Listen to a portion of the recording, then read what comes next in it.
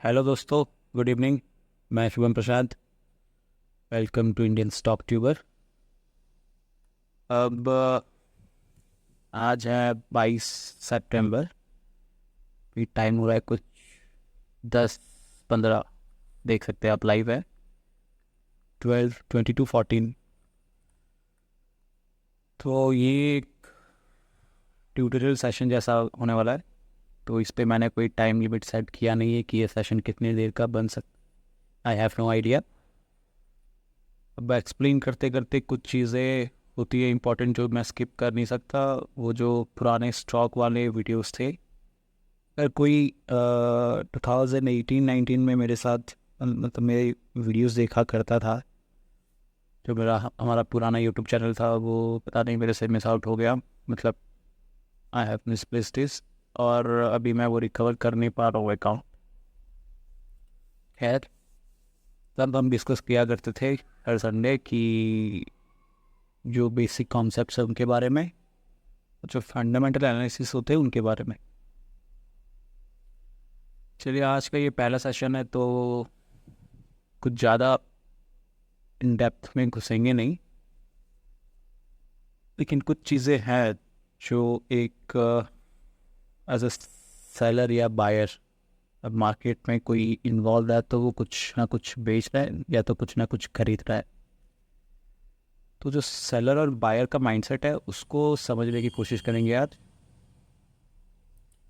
और ये समझेंगे कि जो भी आपके सामने एल्गोरिदम प्रिंट करता है प्राइसेस, देखो यार, किसी को लग रहा है ना कि अभी भी ऑपरेटर कंट्रोल करते हैं मार्केट, कोई इंसान ही ऑपरेट कर रहा है मार्केट, तो मैं उनको समझा नहीं सकता।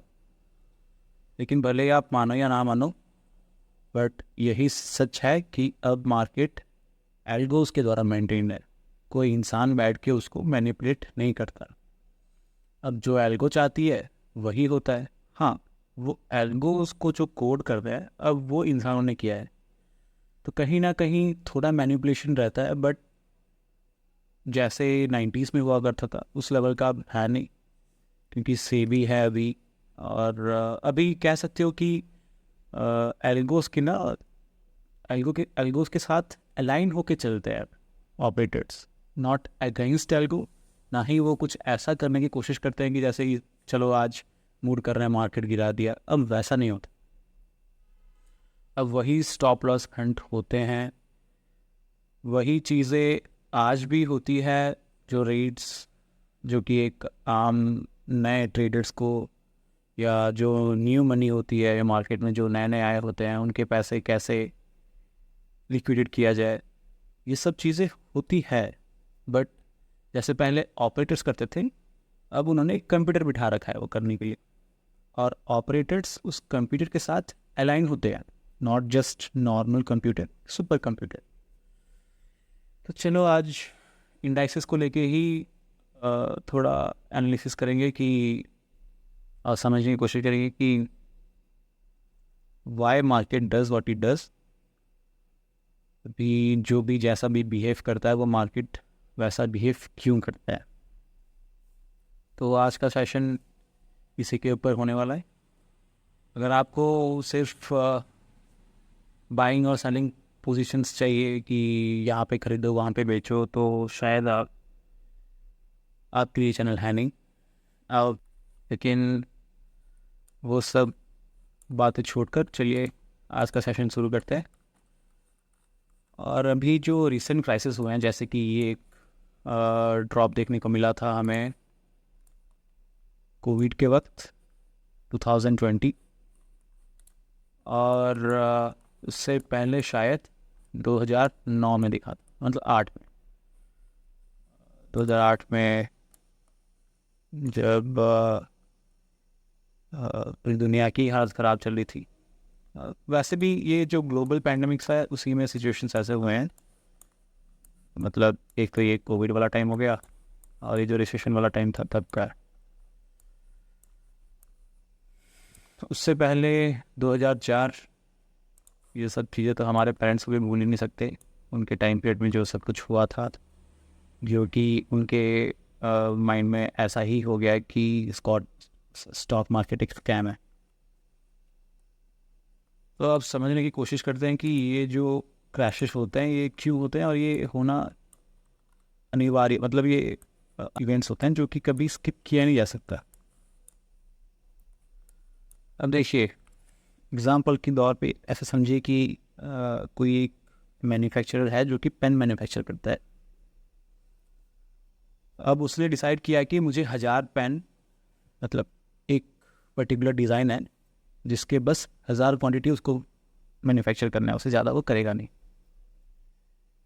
अब उसकी मैन्युफैक्चरिंग कॉस्ट आई 25 रुपये पर पेन, और उसने कुछ प्रॉफिट रख के 35 या 40 रुपीज़ पर पेन बेचने लगा वो।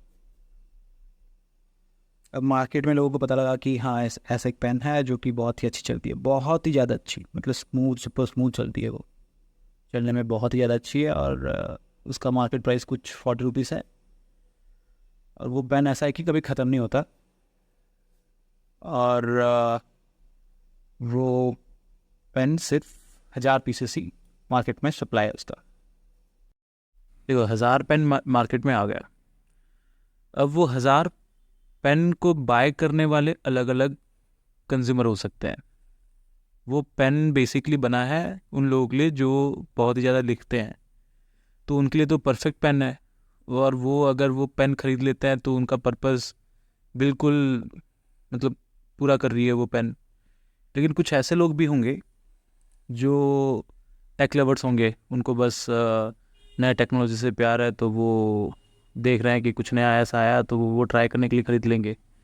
अब कुछ ऐसे भी होंगे जो मान लो कि उनको पता है कि सिर्फ 1000 क्वांटिटी है यार मार्केट में, और ऐसा तो है नहीं कि सिर्फ 1000 लोगों की डिमांड होगी, डिमांड बढ़ सकती है, तो मैं अभी कुछ क्वांटिटी ख़रीद लेता हूँ, क्या पता आगे फ्यूचर में डिमांड बढ़े तो मैं उसको थोड़ा हायर प्राइस में बेचूंगा।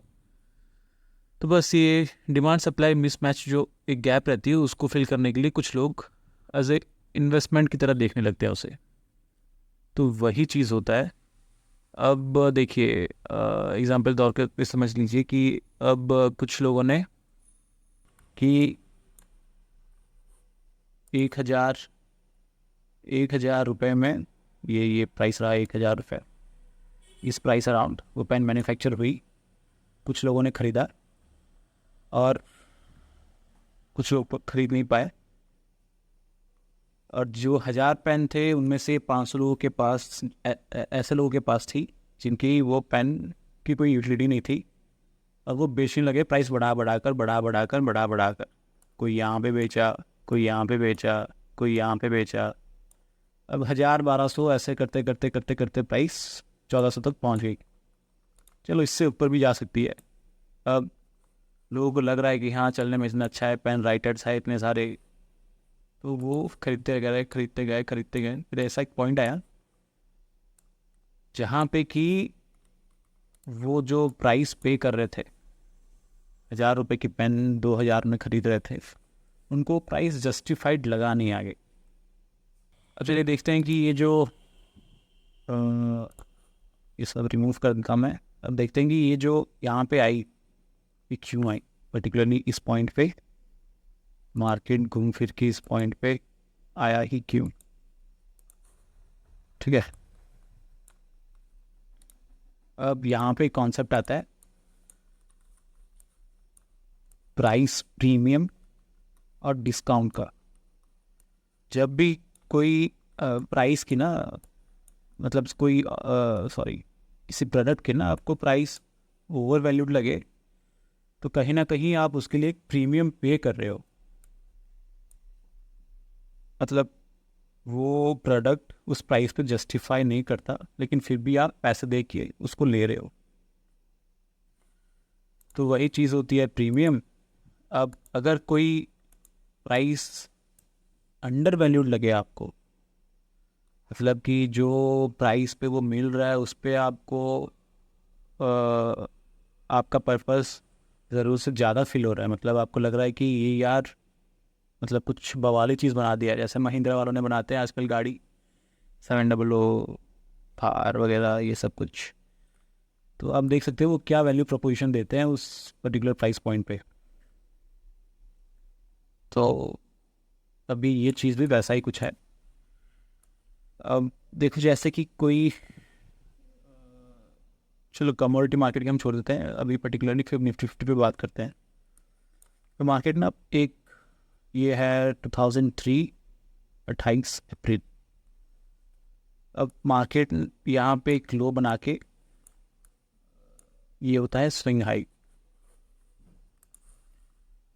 स्विंग लो सॉरी, ये देख रहे हैं आप, एक जो इसका लोएस्ट है वो इससे ऊपर है, और उसका अगले दिन मतलब ये जो पर्टिकुलर डे है 28 अप्रैल, उसका एक दिन पहले विच इज़ 25 अप्रैल, और उसके एक दिन बाद विच इज़ 29 अप्रैल।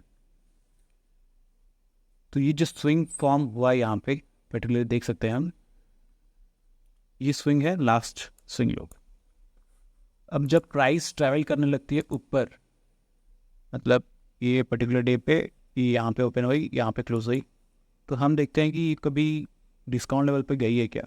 ये ज़ीरो होता है ना, ये जो टॉप मोस्ट लेवल है ये होती है प्रीमियम मार्केट, और ये तो यहाँ पे तो कभी आती नहीं है मार्केट। चलो ये तो मतलब बिल्कुल बेहतर लगा, एक्स सुपर डिस्काउंट पे जब जाती है मार्केट तब होता है, लेकिन वो सिचुएशन अभी किसी भी फील्ड में हमने फेस किया नहीं है। वो होता था 90s में, लेकिन जब नेगेटिव में भी जाती थी कुछ इन्वेस्टमेंट्स, तो सॉरी कुछ स्टॉक्स नेगेटिव में जाया करते थे, लेकिन अब वैसा है नहीं सेम। अब ये जो स्विंग है देखते हैं कि प्राइस धीरे धीरे ऊपर मूव करते हुए जा रही है। 25 29 को ये यहाँ पे गई, अब उसके अगले दिन देखते हैं कि ये कभी भी ये 0.5 लेवल है फिबोनाची का, इसको टच किया है क्या, ये 50% लेवल है नहीं। अब एक स्विंग यहाँ पे देखते हैं, तो यहाँ पे जाने के बाद मार्केट डिस्काउंट पे आई, और यहाँ पे लोगों को लगा फेयर वैल्यू है, ये जस्टिफाई करती है ये प्राइस, फिर यहाँ पे लोगों ने ख़रीदना शुरू किया। फिर यहाँ से एक स्विंग आया, ये यहाँ से ऊपर जाने का जो स्विंग था वो स्टार्ट हुआ, फिर जाते जाते जाते मार्केट यहाँ पे आई, लेकिन डिस्काउंट पे अभी तक गई नहीं है। देख सकते हैं आप, डिस्काउंट से थोड़ा ऊपर ही ट्रेड करी है, लोगों को फिर भी लग रहा है कि वो अंडर वैल्यूड है, तो लोग खरीद रहे हैं। अब यही चीज़ कंटिन्यू होता है, होता रहता है, होता रहता है, होता रहता है, प्राइस लोग खरीद रहे हैं, तानी मार्केट डिमांड, कोई एज इन्वेस्टमेंट ले रहा है, कोई एज यूटिलिटी ले रहा है, लोगों को लग रहा है कि हाँ मैं रख लूँगा पैसे तो डबल हो जाएंगे। अब लोगों ने 900 में ख़रीदा, वो 1100 हो गया, 20-30% का प्रॉफिट मिल चुका है उनको, फिर भी लोग होल्ड करते हैं, कुछ बेचते हैं, कुछ होल्ड करते हैं, फिर थोड़ा रेक्टिफिकेशन और होता है। देख सकते हैं आप यहाँ पे भी वो मतलब डिस्काउंट पे तो आई नहीं है, हाँ थोड़ा करेक्शन सा ऐसा, लेकिन डिस्काउंट पे आई नहीं है। फिर ये होने लगता है और प्राइस सुपर प्रीमियम पे पहुंच जाती है, मतलब प्रीमियम पे ही ट्रेड कर रही होती है प्राइस, लोगों को ओवर वैल्यूड नहीं लगता है लोग इस पॉइंट तक। देखिए 9th Jan 2004 तक, फ्रॉम 13 मई टू 9th Jan, टोटल 7-8 महीने लोगों को वो प्राइस ओवर वैल्यूड लगता ही नहीं है, लोग खरीद रहे होते हैं, खरीद होते हैं, लेकिन फिर एक करेक्शन आती है, मेजर करेक्शन जो होती है, जिस पे लोग डर जाते हैं, लोग बेचने लगते हैं, पैनिक हो जाते हैं, बेचने लगते हैं। जो भी यहाँ पे पर्टिकुलरली इन्वेस्टमेंट के तौर पे आए थे वो बेचने लगते हैं, और फिर मार्केट आती है डिस्काउंट पे। ये अभी यहाँ पे क्रॉस कर चुका है 1475, उसको क्रॉस करते हुए मार्केट नीचे आती है। अब इस जो बिलो डिस्काउंट रहता है ना, यहाँ पे ज़्यादातर प्राइस रहता नहीं है।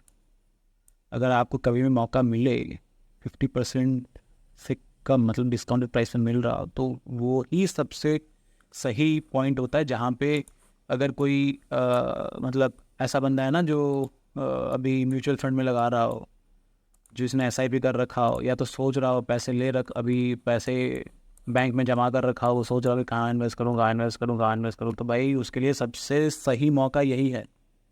जो डिस्काउंट लेवल पे जाता है ना, ये सबसे सही मौका उसके लिए वही वही होता है।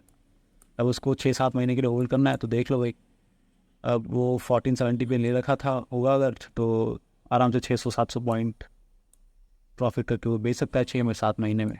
ठीक है, जब भी लगता है ना कि आपको ये कोई क्रैश है या ये कोई आपत्ति आ रखी है, तो बाद में वो एज ए अपॉर्चुनिटी ही नज़र आता है कि भाई वहाँ पे जो क्रैश हुआ था वो उस वक्त ले लेना चाहिए था। हमेशा से ऐसा होता है, हमेशा से ही।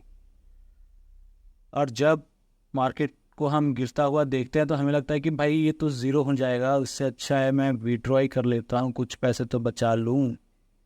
लेकिन नहीं, तभी तभी आप तब खरीदते हो जब मार्केट ओवर वैल्यूड होती है, नॉट अंडर वैल्यूड।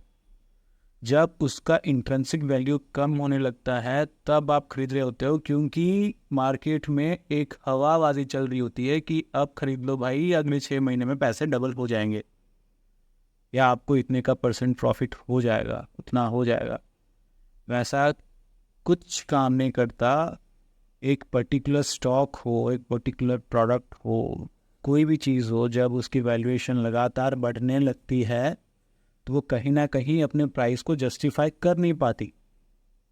फिर एक पॉइंट आता है जहाँ पे वो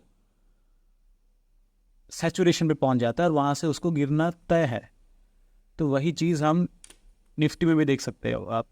भले ही ये जो कैटास्ट्रॉफिक इवेंट्स है, कोई क्रैश मान लो या कोविड जैसे कोई पैंडमिक ही मान लो, ये भले ही ऐसे कैटलिस्ट काम करते हैं कि जो चीज़ अब मान लो कि यहाँ से यहाँ आने में मार्केट को इतने टाइम लग जाते, हो सकता है वो अगर उसको 6 महीने लगने थे तो हो सकता है कि वो कोविड की वजह से 1 महीने में आ जाए, या किसी वॉर स्टार्ट होने के बाद 1 हफ्ते में आ जाए।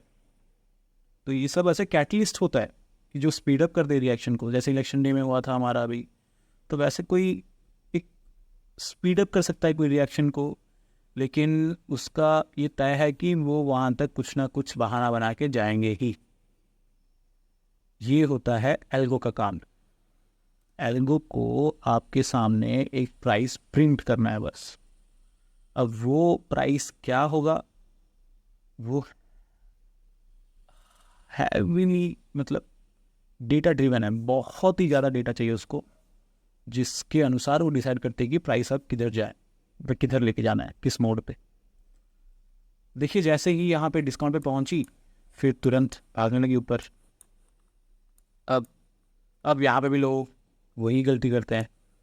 अब देखो यहाँ से अगर हम पकड़ते हैं एक दूसरी रैली को, ठीक है, चलिए मैं ये सारे ड्राइंग से मूव कर रहा हूँ, फॉर रेफरेंस दोबारा दिखा देता हूँ। ये देखो, ये यहाँ से ये आई।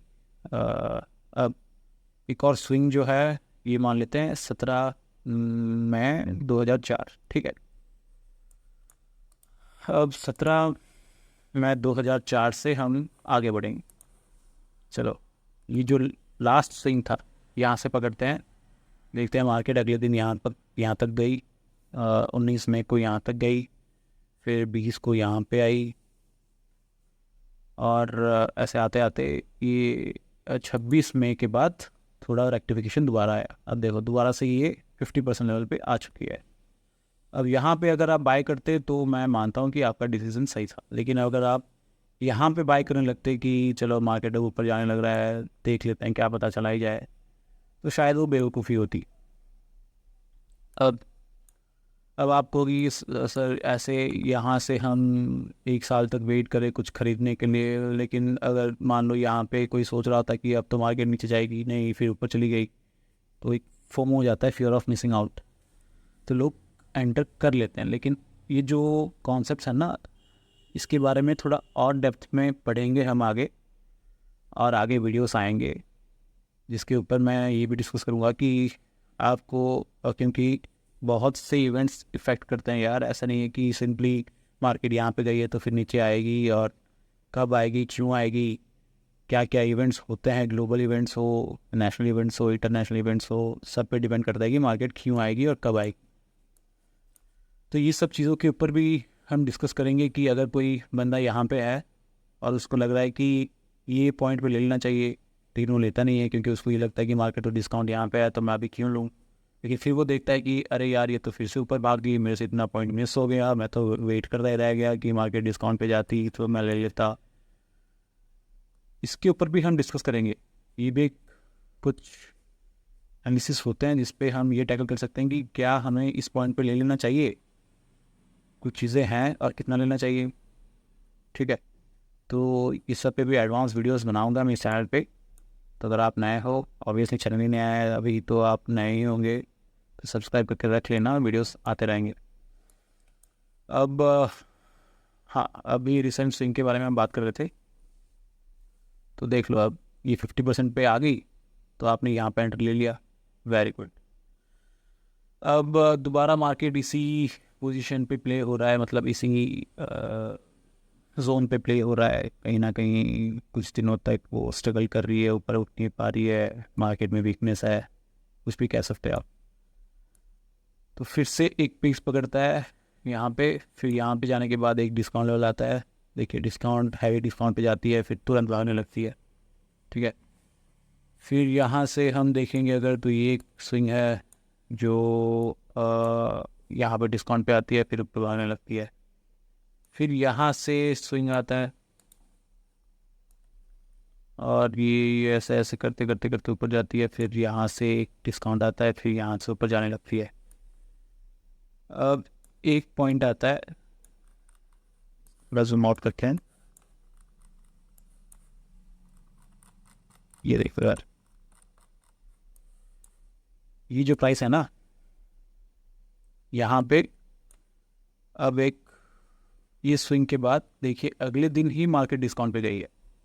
अगर ये देख पा रहे हो आप, तो वेरी नेक्स्ट डे इस लेवल पे इस लेवल पे जाके डिस्काउंट पे गई है। ये मैं रिमूव कर रहा हूँ, देख लो आप इसको सही से। ठीक है, ये अगले दिन ही डिस्काउंट पे गई है और फिर यहाँ से ऊपर चलने लगती है, तो ये बिग स्विंग माना जाएगा। फिर अब लेटेस्ट स्विंग ये रहा, इसके बाद वाले दिन ये रहा, यहाँ पे डिस्काउंट पे आने की कोशिश थी लेकिन आई नहीं। ये भी थोड़ा देखना होता है कि चलो इसको डिस्काउंट माना जा सकता है, जब ऐसे छोटे छोटे स्विंग्स होते हैं ना तो इसको डिस्काउंट माना जा सकता है, ये भी डिस्काउंटेड प्राइस ही है। अब अगला स्विंग रहता है ये, फिर यहाँ से प्राइस बढ़ने लगता है बढ़ने लगता है बढ़ने लगता है, फिर एक देखो फिर से डिस्काउंट पे आई और ऊपर भागने लगी। ठीक है, अब उसके अगले दिन फिर वही डिस्काउंट पे फिर वही वैल्यूएशन बढ़ता गया बढ़ता गया। अब लोगों के अंदर ना कॉन्फिडेंस आ चुका है, जब यहाँ पे ये जो करेक्शन थी ना, ये जो करेक्शन थी, इस करेक्शन से जैसे ही ऊपर की ओर भागने लगती है मार्केट तो लोगों के अंदर कॉन्फिडेंस आने लगता है। ठीक है, लोग मतलब उस प्राइस को अब ओवर वैल्यू लेने के लिए लोग रेडी है। तो वही होता है, धीरे धीरे फिर एक लेवल डिस्काउंट आती है, फिर कुछ बायर यहाँ पे बाय कर लेते हैं। ठीक है, ये देखो ये एक डिस्काउंट ही है यहाँ पे, फिर यहाँ पे बाय करने लगते हैं लोग। अब लोगों के अंदर ना कॉन्फिडेंस आ चुकी है कि हाँ यार ये अब बढ़िया इन्वेस्टमेंट है, ये बढ़िया चीज़ मिल गई है, यहाँ पे इन्वेस्ट किया जा सकता है। उसी थॉट के साथ फिर लोग बाय करने लगते हैं और प्राइस की वैल्यूएशन जस्टिफाइड से अनजस्टिफाइड होने लगती है। मतलब प्राइस जो जिस प्राइस पे वो चीज़ लेना चाहिए उससे ज़्यादा अगर आप पे कर रहे हो तो फिर वो अनजस्टिफाइड ही कहना होगे। ओवर प्राइस इसको कहता है, ओवर वैल्यूड। अब इस पॉइंट से देखोगे तो ये फिर यहाँ पे डिस्काउंट पे आई, फिर भागने लगी, तो ये भी एक स्विंग हो गया। तो ऐसे ऐसे स्विंग्स आप नोट कर सकते हो। अब लास्ट स्विंग की देखो, यहाँ पे भी एक डिस्काउंट आई थी। ठीक है, अब अब ये ओवर वैल्यूड है, तो आप ये जो स्विंग आया था ना इसको डिस्काउंट नहीं कह सकते आप कि हाँ भाई ये भी एक डिस्काउंट है, नहीं। अब ये डिस्काउंट नहीं है, ये ओवर प्राइस्ड है। अगर ये छोटा स्विंग में ये अगर डीप जाता तो हम अब एक्सपेक्ट कर रहे हैं सुपर डिस्काउंट का, नॉट जस्ट नॉर्मल डिस्काउंट, क्योंकि प्राइस बहुत ही ज़्यादा ओवर वैल्यूड हो चुका है अब। तो अब हम वेट करेंगे एक अच्छे मूव का। ये देख, अब ये आई डिस्काउंट पे। देखो यहाँ से कोई यहाँ देखेगा प्राइस और वो सोच नहीं सकता है कि यहाँ पे जाने के बाद प्राइस कुछ 8-10% करेक्शन आएगा। और क्यों आएगा? ऐसे ही बस कुछ ना कुछ इवेंट्स होंगे, इलेक्शंस के रिजल्ट हो, किसी स्टेट इलेक्शन रिजल्ट हो, कोई कंपनी की बैड न्यूज़ आ जाए, अर्निंग्स रिपोर्ट कभी ख़राब आ जाए, कुछ ना कुछ रीज़न आएगा और फिर वो ओवर वैल्यूड से एक डिस्काउंट प्राइस पे जाएगी जो कि उसकी वैल्यू को जस्टिफाई करेगी। ठीक है, अब यहाँ पे आने के बाद थोड़े कुछ इवेंट्स हो सकते हैं जो मार्केट सेंटिमेंट्स को ख़राब कर दें। तो हमेशा ऐसा नहीं हो सकता है कि हाँ डिस्काउंट पे आने के बाद एक रैली, जैसे यहाँ पे डिस्काउंट आने के बाद ऐसे बढ़ गई, बढ़ती हुई गई, बढ़ते हुए गई, बढ़ती हुई गई, बढ़ती गई, ऐसा नहीं हो सकता। अब देखो यहाँ पे डिस्काउंट आने के बाद फिर से यहाँ पे एक रैली आई, लेकिन ये जो रैली आई ना, ये ऐसे आई कि अब देखो यहाँ से देखो।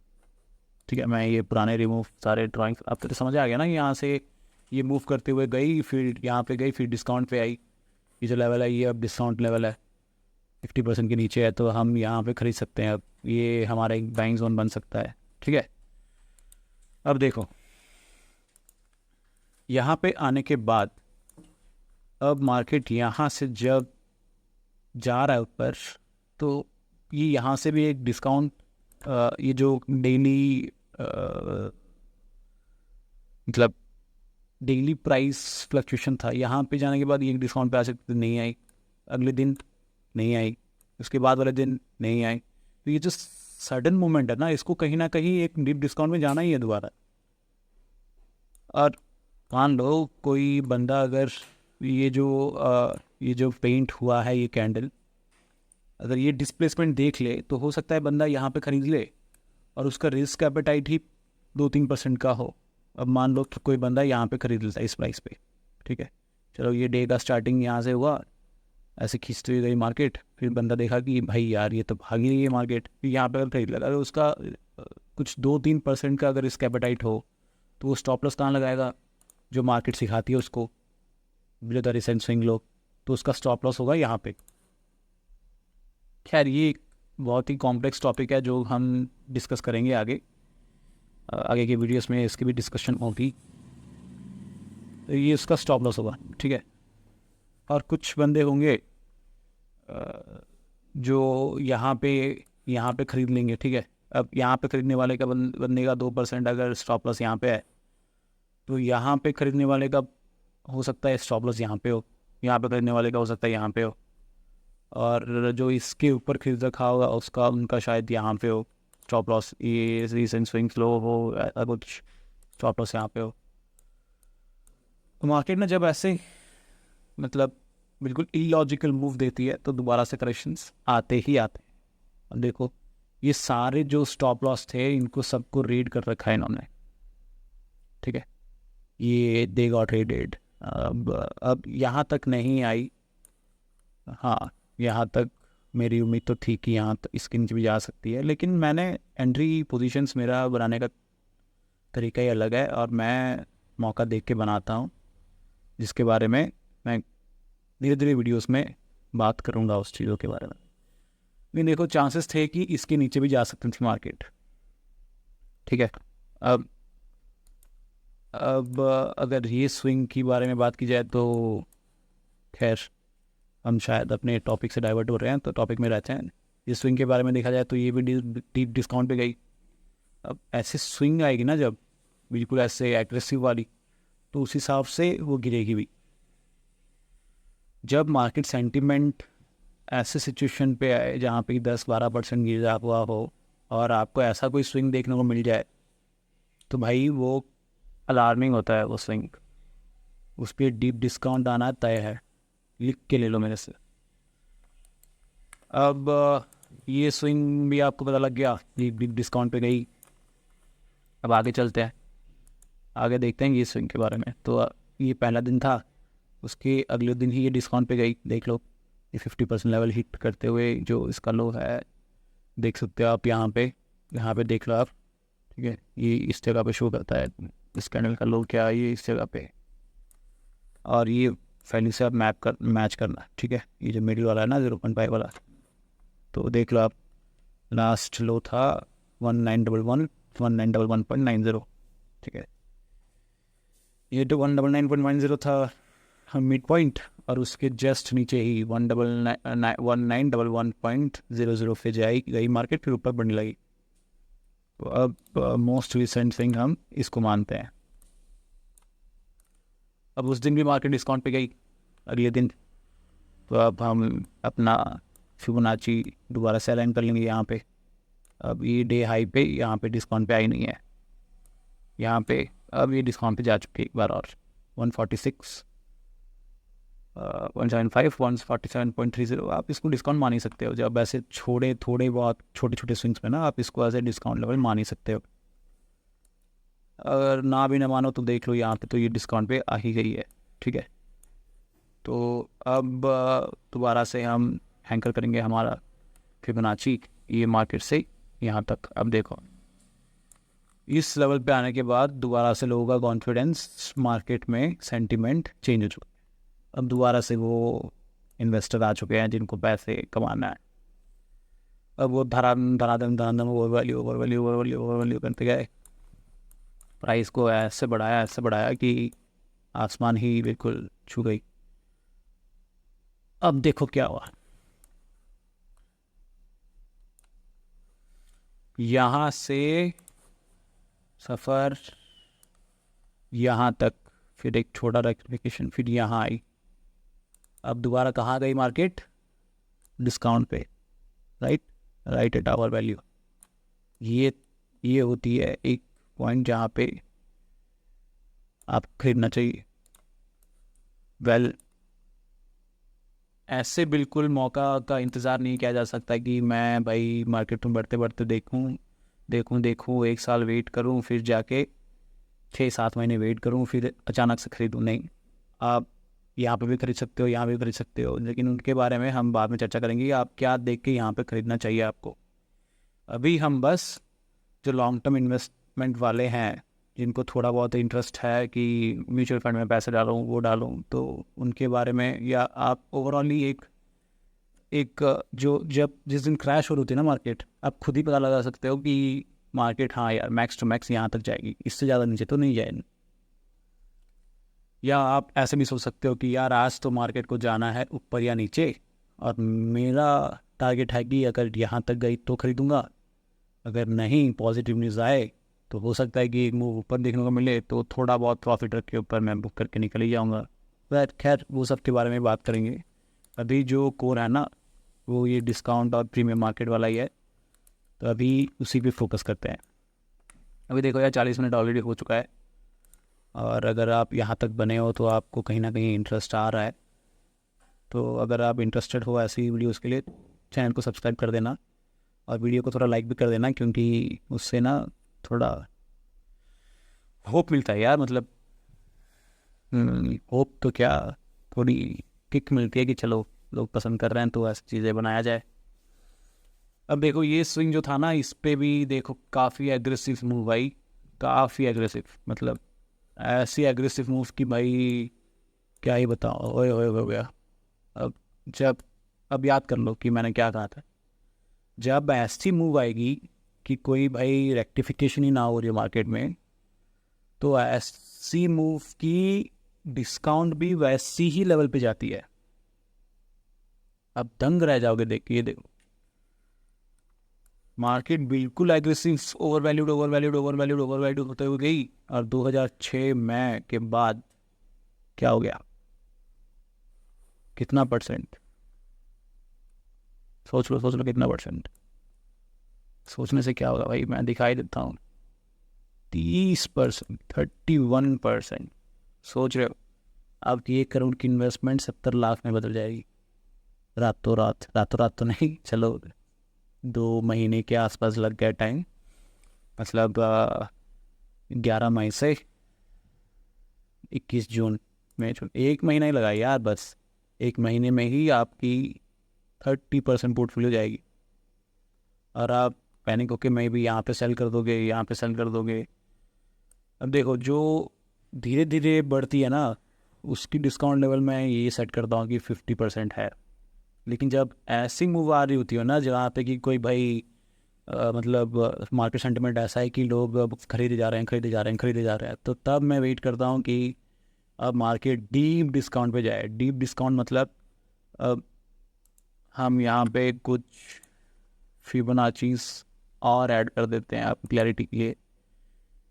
0.618, 0.786, ये होते हैं डीप डिस्काउंट लेवल। अब देखो 50% डिस्काउंट पे तो नॉर्मली जाती है मार्केट, जब थोड़ा थोड़ा थोड़ा करके बढ़ रही हो। लेकिन जब ऐसे फेज आए तो मार्केट मैं रखता हूँ एक्सपेक्टेशंस की वो 0.786 तक जाए। देख लो प्रिसीजन 0.786। इसके ऊपर भी एक बहुत ही खतरनाक वीडियो आने वाली है आगे, स्टे इन टच, डिस्कस करेंगे उसका भी। अब देखो समझ तो आ चुका है मार्केट का क्यों करती है। आपको लग रहा होगा कि मार्केट क्रैश करके, नहीं भाई, मार्केट डिस्काउंट पे जाती है अपनी वैल्यू, अपनी जो प्राइस पे कर रहे हो ना उसको जस्टिफाई करने के लिए। अब हर चीज़ की एक रिस्पेक्ट होती है यार। वो खुद अपना मतलब उसको लग रहा है कि क्यों आसमान मुझे ढकेलने जा रहे हो यार, मैं तो डिजर्व ही नहीं करता, जब वो खुद ही नीचे आने लगता है। अब आप ही देख लो ज़िंदगी में, किसी किसी कोई कोई लोग आपकी ज़िंदगी में ऐसा आ जाते हैं जिनको आप कंधे पे बिठा लो, फिर वो आपको लगने लगता है कि हाँ ये गलती तो मैंने करी है, फिर उसको आप ऐसे बिल्कुल फाट करके पटक देते हो ज़मीन पे कि भाई तू अब मेरे लिए कोई है नहीं। तो वही चीज़ है, मार्केट भी वैसा ही करता है आपके साथ। आप उसको कंधे पे बिठाओगे फिर वो खुद ही उतर जाता है, नहीं यार मैं तो ये डिज़र्व नहीं करता, ले। तो वैसा ही है। अब ये मूव के बाद हम आगे बढ़ते हैं। ये रही अगली मूव, यहाँ पे ये करती हुई और यहाँ पे डिस्काउंट आया। अब यहाँ से अगली मूव ये रही, ये बढ़ती गई बढ़ती गई बढ़ती गई बढ़ती गई, फिर से एग्रेसिव मूव, फिर से एग्रेसिव, वही एग्रेशन के साथ बढ़ती हुई। लेकिन देख सकते हो यहाँ पे मार्केट सेंटिमेंट आने के बाद थोड़ा पॉजिटिव, थोड़ा नेगेटिव, थोड़ा पॉजिटिव, थोड़ा नेगेटिव बैलेंस होते हुए मार्केट गई है। तो आगे भी वही हुआ, गई गई मार्केट, फिर यहाँ पे आई, फिर ये रहा डिस्काउंट। आपको स्विंग स्पॉट बिल्कुल ऐसे मस्त वाले, अब यहाँ पे आप एंटर करते मस्त सा प्रॉफिट लेके, आप यहाँ पे एंटर करते, यहाँ पे एंटर करते या यहाँ पे एंटर करते। अब ये देखो ये रहा अगला स्विंग, ठीक है, ये रहा अगला स्विंग। अब फिर से डिस्काउंट, यहाँ से ये गई ऊपर, ये गई और ये डिस्काउंट। अब फिर से ये डिस्काउंट, ये डिस्काउंट भाई, ये डिस्काउंट, ठीक है। अब फिर से दोबारा से आई ये एग्रेसिव मूव। एग्रेशन देख रहे हो, मतलब मूव देख रहे हो, मूव ऐसे बिल्कुल दिल को खुश करने वाली मूव, समझ रहे हो, बिल्कुल आपका दिल ऐसे खुश खुश सा हो जाएगा, वैसे वाले मूव। अब जो मूव आपको दिल सा खुश खुश सा कर देते हैं ना, वो बाद में रुलाते भी उतने ही है। मतलब भले ही जो ही अर्ली इन्वेस्टर्स होते हैं, आप स्मार्ट हो, आपने यहाँ पे एंट्री ली, आपको तो ये मूव मज़ा आ रहा होगा कि वाह यार वाह, मतलब बल्ले बल्ले हो गए भाई, ये मूव ऐसे मूव ऐसे मूव ऐसे मूव ऐसे मूव ऐसे मूव ऐसे मूव, आप तो बिल्कुल खुशी हो गए होंगे। लेकिन जो बंदा यहाँ पे एंटर करेगा, यहाँ पे एंटर कर रहा होगा मार्केट सेंटिमेंट्स, मार्केट की जो न्यूज़ आती है उसको देखकर, या यहाँ पे कहीं पे भी एंटर किया होगा, उसका सोचो क्या होता होगा दिल, यहाँ पे आते आते तो उसकी मन रूठ सी गई होगी। अब देखो जितनी तगड़ी मूव उतना तगड़ा डिस्काउंट, और कई बार तो ऐसे भी हो जाता है कि मार्केट सेंटिमेंट्स हिल्स ही जाते हैं। अब याद है आपको मैंने दिखाया था यहाँ पे वो चीज़, मुझे लगा था मार्केट इसको लिक्विडेट करते हुए जाएगा, लेकिन गया नहीं। देख लो वापस से फीस आ गई, देखो ये जो गई थी अब उसको लिक्विडेट करते हुए गई। ये कब हुआ? अक्टूबर 2008, अक्टूबर 2008 was very crucial year. क्यों, आप सबको अगर पता ना हो तो बता दूं, अगर पता हो तो खुद ही बता दो भाई, कमेंट में लिख दो क्या हुआ था अक्टूबर में, मतलब अक्टूबर क्या 2008। चलो एक 10 सेकंड का टाइम देता हूँ, खुद ही लिख दो 2008 में जो क्राइसिस हुए थे वो कौन से थे, जो भी मन में आ रहा है वो लिख दो। लेकिन सबसे अगर आपने लिख दिया है तो, अगर नहीं लिखा है तो कोई बात नहीं, अगर लिख दिया तो बहुत अच्छे। तो 2007-8 में फाइनेंशियल क्राइसिस आए थे यूएस मार्केट में, पूरा इंटरनेशनली, तब डिसीजन आया था और पूरी मार्केट ही क्रैश हो गई थी। तो ये एक्सेप्शनल मोमेंट्स है जिनको हम कैप्चर या टैकल शायद ही कर सकते हैं कभी। तो ये एक वैसे मूव थी। तो यहाँ पे क्राइसिस और मार्केट बिल्कुल सैकड़ों हज़ारों लोगों की नौकरियाँ चली गई थी, लोग बेघर हो गए थे। और जो हाउसिंग, मतलब आपने बिग शॉट मूवी ना देखी हो तो जाके देख सकते हो आप, वहाँ पे आपको पता लग जाएगा कि कैसे कैसे हालात से देश गुजरा था, देश क्या पूरी दुनिया गुजरी थी। तो कहीं ना कहीं हम फिर से वहाँ से रिकवर हुए। अब ये जो अल्टीमेट लेवल ऑफ डिस्काउंट मिली थी, इसको तो बड़े लोग बिल्कुल मिस नहीं कर सकते। तो उन्होंने धमाधम पैसे डाल रखे जितने भी। अब लोग ही यहाँ पे सफ़र कर रहे थे ना, कोई बड़ी कंपनियों का तो ज़्यादा नुकसान हो नहीं रहा था, ऑब्वियसली हो रहा था, लेकिन जो पैसे थे वो कहीं ना कहीं तो थे ना, किसी ना किसी के पास तो थे ना वो पैसे, तो उसको कहीं ना कहीं तो लगाना था। अब उसको सबसे ज़्यादा वैल्यू फॉर मनी दिखा ये सेगमेंट में। और यहाँ से अगर आप देखोगे तो ऐसे डिस्काउंट्स पे जो बाइंग हुई थी, मैं दिखाऊँ अगर वॉल्यूम, ये देखो, ये डिस्काउंट्स पे जो ट्रेड्स हुए थे वो पूरे पूरे हिस्ट्री में सबसे ज़्यादा वॉल्यूमेट्रिक थी। और जितने भी बड़े कंपनीज आज के डेट पे आप देख रहे हो वो बनी इसी बाइंग की वजह से। जितने भी आप बिलियन डॉलर कंपनीज देख रहे हो आप, उनके पैसे कहीं ना कहीं इस जोन पे लगे थे जिनकी वैल्यू, मतलब आप यहाँ से अगर आज की डेट देखो 2009 से, अगर आज का प्राइस देखो आप, चलो मैं आपको एक दिखाई देता हूँ। ये 2009 वाला पीरियड जो था, यहाँ से अगर आप देखो आज के प्राइस पे, आज का प्राइस तो है कुछ 25, राइट, 25। ये देखो यार, 745 जो 7 गुना हो चुके हैं उनके पैसे, 7 गुना। और ऐसा नहीं है कि सिर्फ यहाँ पे अगर इन्वेस्ट करके छोड़ दिया है बंदों ने, नहीं, 7-8 गुना यहाँ से पैसे हुए हैं उन बड़े इन्वेस्टर्स के पैसे डबल। लेकिन वो साथ में अच्छे ट्रेड्स भी लेते हैं, मतलब उनकी बाइंग और सेलिंग चलती रहती है। तो ये सब बात की बात है। अभी हम बात करते हैं फिर से यहाँ पे एक आई स्विंग, और देखोगे आप, अब आप आगे की ड्यूटी आपकी है, ये होमवर्क है आपके लिए। यहाँ से आप अलाइन करते हुए चलो, देखो डिस्काउंट कहाँ पे आता है। अगर मैं इस जोन को यहाँ से अलाइन करूँ और यहाँ तक जाऊँ तो देख सकते हो आप डिस्काउंट, इसको थोड़ा और डिफाइन किया जा सकता है। तो आप ऐसे देखते चलो, आपको पता लग जाएगा कि मार्केट हमेशा discount to premium, premium to discount, ऐसे जोन पे मूव करती है। ये जो कोविड वाला सीन था, इस पे भी मार्केट डिस्काउंट पे आई थी। वो इसलिए आई थी क्योंकि वहाँ से अभी तक मार्केट कभी डिस्काउंट पे गई नहीं थी। तो ये जस्ट डिस्काउंट पे आने के बाद वापस से पेसअप करने लगी और ऊपर बढ़ने लगी। तो अभी जो छोटे मोटे क्राइसिस है ना, ये कोई क्राइसिस है ही नहीं। जो अभी आने वाला है वो अगले वीडियो में डिस्कस करेंगे, कि जो फ्यूचर प्रेडिक्शन है मार्केट का, कि अगर कभी करेक्शन आता है या कोई ग्लोबल इवेंट होता है जो हैवीली इम्पैक्टफुल हो तो मार्केट कहाँ तक जा सकता है।